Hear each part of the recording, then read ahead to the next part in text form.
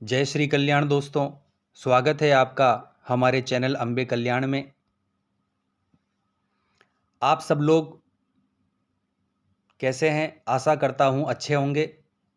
आज का जो वीडियो है दोस्तों, वह सबसे महत्वपूर्ण वीडियो है। सबसे ज़्यादा सवाल किसी टॉपिक पर व्यक्तियों के द्वारा किया जाता है तो वह है गुरु और शिष्य के संबंध में। व्यक्तियों के बहुत सारे सवाल होते हैं दोस्तों, आज उन सवालों पर ही हम चर्चा करेंगे। वीडियो थोड़ा लंबा हो सकता है, इसके लिए क्षमा चाहूँगा, पर टॉपिक बहुत ही शानदार है और इसकी जानकारी आपको होना बहुत ज़रूरी है। यह मेन चीज़ है दोस्तों, इसे ज़रूर सुने। सबसे पहला सवाल होता है दोस्तों, गुरु कौन होते हैं? गुरु का मतलब होता है दोस्तों, अंधकार से प्रकाश की ओर ले जाने वाला व्यक्ति, व्यक्ति को सही मार्गदर्शन दिखाने वाला व्यक्ति। गुरु शब्द को परिभाषित करना किसी के बस की बात नहीं है दोस्तों, मेरे भी बस की बात नहीं है। हमारे जीवन में गुरु की अहमियत बहुत खास होती है दोस्तों। आप ब्रह्मा के समान हो सकते हो, शिव के समान हो सकते हो, पर भव सागर से पार तो आप गुरु के माध्यम से ही हो सकते हो। गुरु बिना ज्ञान नहीं मिलता है। अगला सवाल व्यक्ति का होता है, गुरु कहाँ और कैसे मिलते हैं? यह बहुत अच्छा सवाल है दोस्तों। हर व्यक्ति का यही सवाल होता है कि मुझे गुरु नहीं मिल रहे, मैं कहाँ जाऊं, गुरु कैसे मिलेंगे?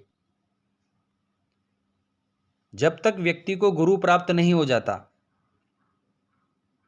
तब तक व्यक्ति का परमात्मा से मिलन नहीं होता है। व्यक्ति निगुरा ही बनकर रह जाता है जीवन भर। निगुरा यानी जिस व्यक्ति के गुरु नहीं होते हैं उन्हें कहा जाता है। आपको अधिकतर यह शब्द कहीं ना कहीं सुनने को मिला होगा। कहा भी जाता है कि निगुरे से कभी नहीं मिलना चाहिए, क्योंकि उसके सर पर लाखों पापों का भार होता है। आपको गुरु ढूंढने की आवश्यकता नहीं है दोस्तों। जिस दिन आप शिष्य बन जाओगे या शिष्य बनने के काबिल हो जाओगे, उसी दिन गुरु आपको ढूंढते हुए आपके घर आ जाएंगे, आपको मिल जाएंगे। आपको कहीं नहीं जाना। जिस दिन एक अच्छे शिष्य बनने की काबिलियत आप में आ जाएगी, तो आपके जो इष्ट हैं, जिनकी आप आराधना करते हैं, वही आपको गुरु से मिलवा देंगे। यह सत्य है दोस्तों।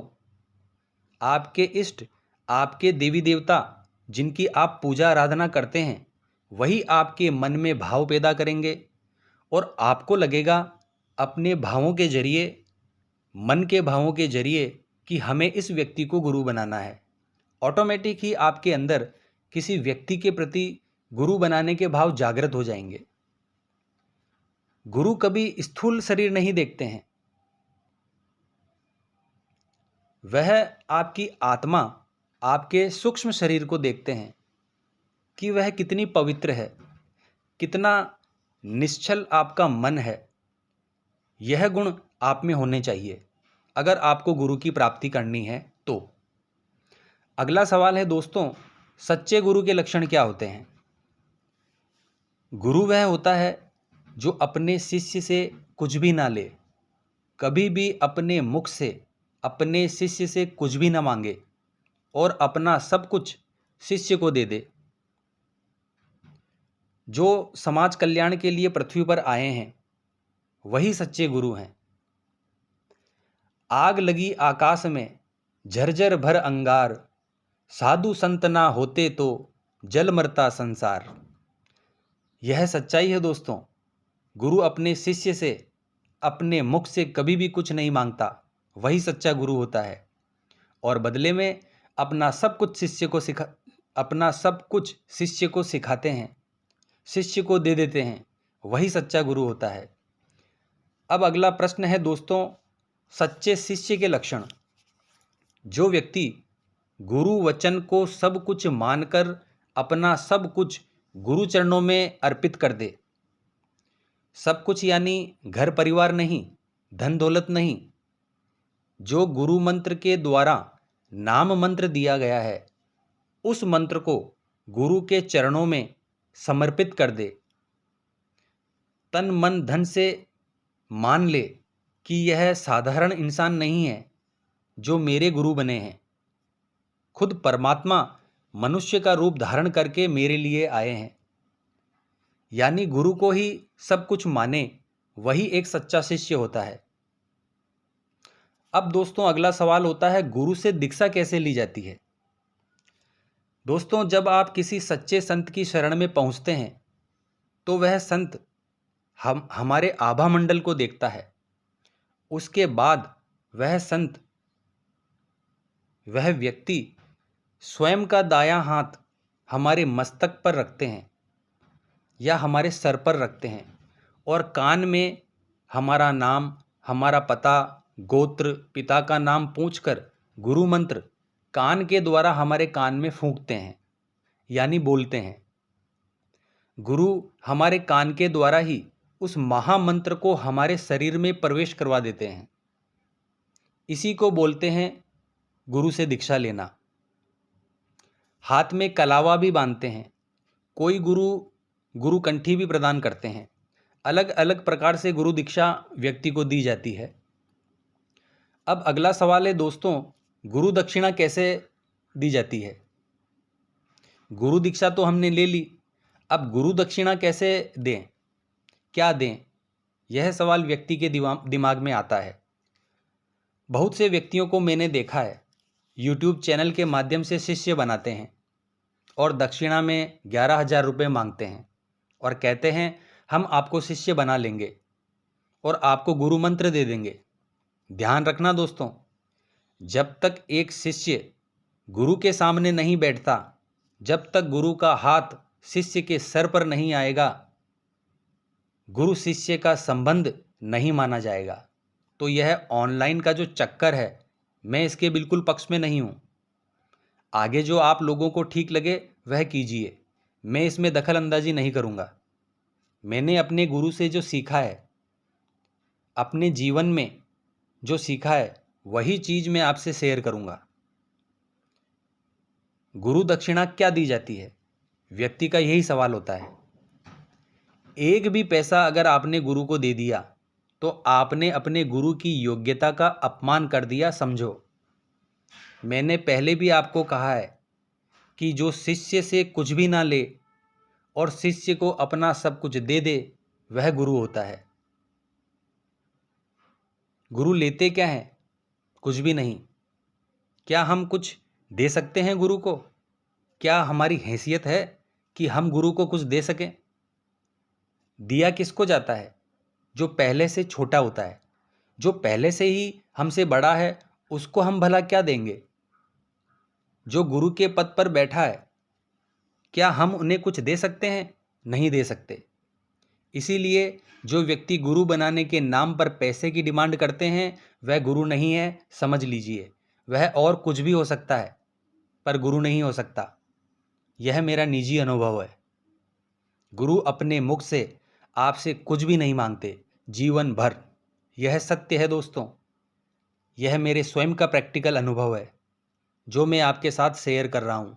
हाँ, मैंने अपनी श्रद्धा से, अपने मन से गुरु को अपना ईश्वर, अपना पिता, अपना सब कुछ माना और अपनी श्रद्धा और कैपेसिटी के अनुसार जो भी मुझसे बन पड़ा, वह मैंने अपने गुरु चरणों में समर्पित किया। पर मेरे गुरु ने कभी भी अपने मुख से किसी भी चीज़ की डिमांड आज तक नहीं की। यह सच्चाई है दोस्तों। इसीलिए मांगने वाले को कभी भी आपको गुरु नहीं बनाना है। मांगने वाला भिखारी हो सकता है, गुरु कभी नहीं हो सकता। जो स्वयं मांग रहा है वह आपको क्या देगा, जरा सोचिए। जो ज्ञान मुझे मेरे गुरु से प्राप्त हुआ, वही बातें, वही ज्ञान मैं आपको दे रहा हूं। गुरु के वचनों का हमेशा पालन हो, वह है गुरु दक्षिणा। गुरु के बताए मार्ग पर चलते रहें, वह है गुरु दक्षिणा। जब से गुरु दीक्षा मिली, गुरु मंत्र मिला, तब से व्यक्ति स्वयं के प्रति ईमानदार रहे, वह है गुरु दक्षिणा। और कोई गुरु दक्षिणा नहीं होती है दोस्तों।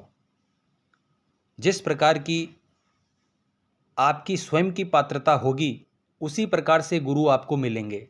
क्योंकि जिस प्रकार से एक लोटे का पानी बाल्टी में तो आ सकता है, पर एक बाल्टी का पानी लोटे में नहीं आ सकता, उसी पात्रता के अनुसार आपको गुरु की प्राप्ति होगी। अब आप अपने अंदर झांक कर देखो और पूरी ईमानदारी के साथ स्वयं से पूछो कि मैं क्या हूं, तो जवाब देगी आपकी आत्मा। अगला सवाल है दोस्तों, जिस दिन सच्चा गुरु मिलता है उस दिन क्या होता है?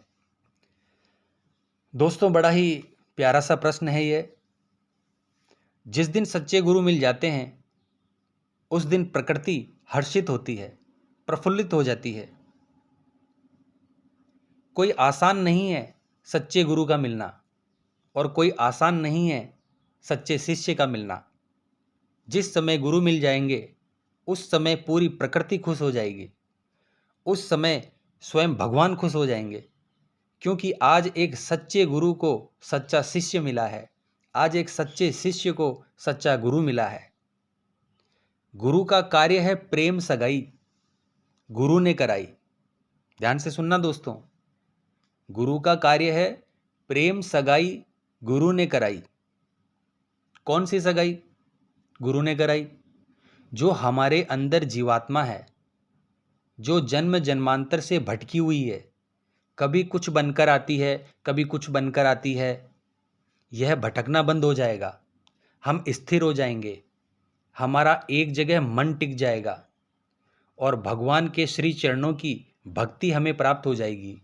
और एक दिन वह आएगा जब शिष्य इस धराधाम से जाएगा और स्वयं गुरु हाथ पकड़कर उस बच्चे का हाथ भगवान के हाथ में दे देंगे। उस दिन सच्ची सगाई होगी। अगला सवाल है दोस्तों, क्या गुरु को बदल सकते हैं?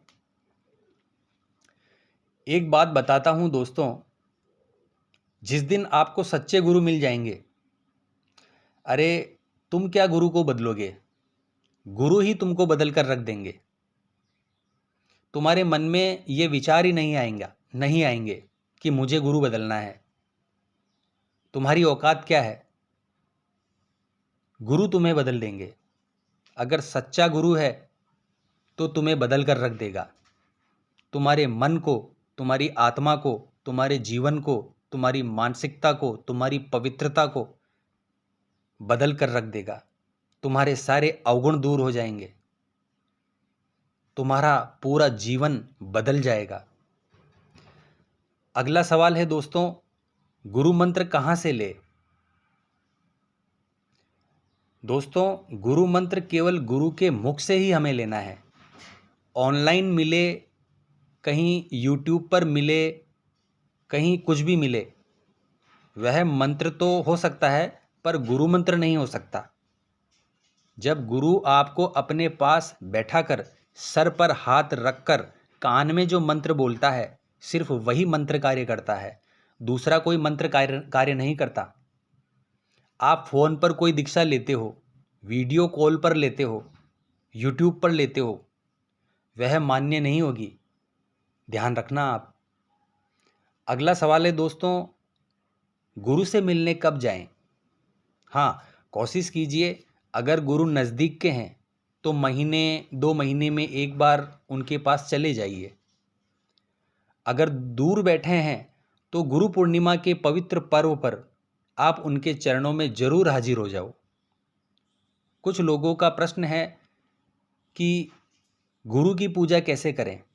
दोस्तों, गुरु की कभी भी पूजा नहीं होती है। मैंने कुछ लोगों को देखा है, वह अपने घर के मंदिर में गुरु की तस्वीर लगा देते हैं, एक जीवंत गुरु की।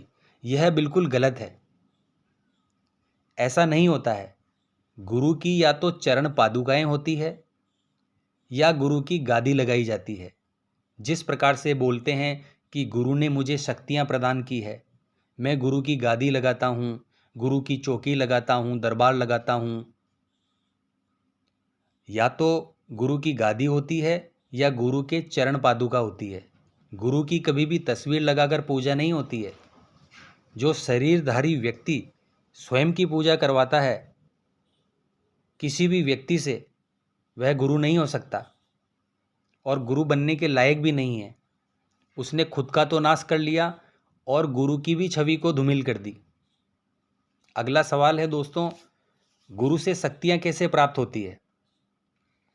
गुरु शक्तियां देने के लिए नहीं बना है दोस्तों। गुरु जिस समय सर पर हाथ रखकर गुरु मंत्र देता है, उस समय गुरु ने जितनी भी सिद्धियां प्राप्त की है वह सभी अपने आप आपके साथ चल पड़ती है। आपको सिर्फ उन शक्तियों को जागृत करना होता है और वह बहुत ही कम समय में जागृत हो जाती है। हाँ, अगर गुरु अपनी मर्जी से चाहे तो शक्तिपात के द्वारा आपको शक्ति प्रदान कर सकता है। जब गुरु को लगे कि यह शिष्य सामर्थ्यवान है और मेरा इस धराधाम से जाने का समय हो चुका है और यह शिष्य मेरी शक्तियों को संभालने के लायक है, तो इस शिष्य को मुझे अब सब कुछ देना चाहिए, तो गुरु शक्तिपात करते हैं उस शिष्य के अंदर। कैसे करते हैं?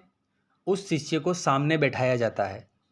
अपने देवी देवता से स्वयं गुरु प्रार्थना करते हैं कि मेरे पास जितनी शक्तियां हैं और इनमें से या तो मैं सारी सिद्धियां या किसी एक सिद्धि को मैं अपने शिष्य को देना चाहता हूं। इस प्रकार से शिष्य को बिल्कुल सामने बैठाया जाता है। उस समय शिष्य को ध्यान की मुद्रा में बैठाया जाता है और गुरु भी ध्यान की मुद्रा में बैठते हैं। उस समय पर गुरु की सारी शक्तियां आज्ञा चक्र पर इकट्ठी हो जाती है और उसके बाद सीधे हाथ के अंगूठे के द्वारा गुरु शिष्य के मस्तक यानी थर्ड आई पर अपना अंगूठा रखता है और अपनी सारी शक्तियां, सिद्धियां शिष्य के अंदर ट्रांसफर कर देता है। उसको बोलते हैं शक्तिपात करना, यानी अपनी शक्तियां अपने शिष्य के अंदर डालना। तो इस प्रकार से गुरु अपने शिष्य के अंदर शक्ति ट्रांसफर करता है। तो आशा करता हूं यह जानकारी आपको बहुत अच्छी लगी होगी। वीडियो लंबा है, उसके लिए क्षमा चाहता हूं। जय मां अम्बे, जय श्री कल्याण।